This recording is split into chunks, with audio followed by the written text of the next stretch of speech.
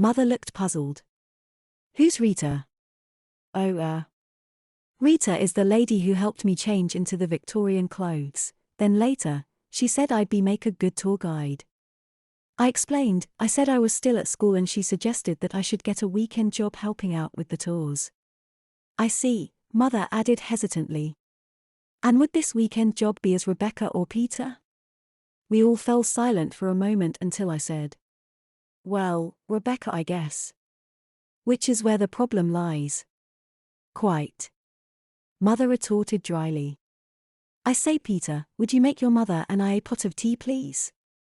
Mrs. Barnes asked. Of course. I replied, leaving Mother and Mrs. Barnes alone. I returned a few moments later with a tea tray and placed it on the desk between Mother and Mrs. Barnes. Would you like me to pour it? I politely asked. No, thank you. Mother replied. But you can change out of your smart suit, please. I did as asked and changed out of my trouser suit. It was barely 3 o'clock, so I changed into my school uniform, held my hair off my face with a hairband and returned to the study. Your photos are brilliant, Peter. Mother said as she passed me the camera. Mrs. Barnes took some of them. I said as I took it from her and connected it to my PC. Mother and Mrs. Barnes gathered around me as I copied them from the camera to my PC so they could see the photos on a larger screen. I blushed as I saw myself in the Victorian dress with my hair plaited tightly to my head, stood next to the 2 younger girls dressed as scullery maids and the cook. Mrs. Barnes told me to write an essay about the visit and to include some of the photos. I did as I was told and Mother and Mrs. Barnes retreated to the kitchen so I could work in peace. About an hour had passed when Mrs. Barnes came to see how I was getting on with my essay. She picked up a few spelling and grammatical errors, but overall she was pleased with it, although it wasn't finished. I'd put a few photos in of the smithy, the kitchen garden and of course the cook with her 3 helpers.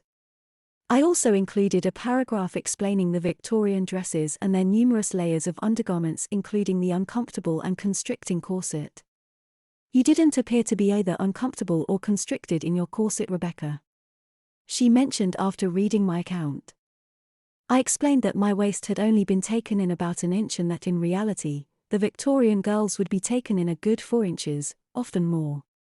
So mine was quite comfortable and it didn't really reflect what it was like to wear one far tighter, for an entire 18-hour day of hard work. Mrs. Barnes smiled.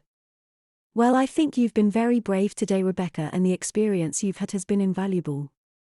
She also mentioned that she and Mother had discussed the possibility of me working at the museum and that Mother would give it some consideration. With that, she packed her things and said she'd see me in the morning. I thanked her for the trip and said goodbye, before tuning my attention back to my essay.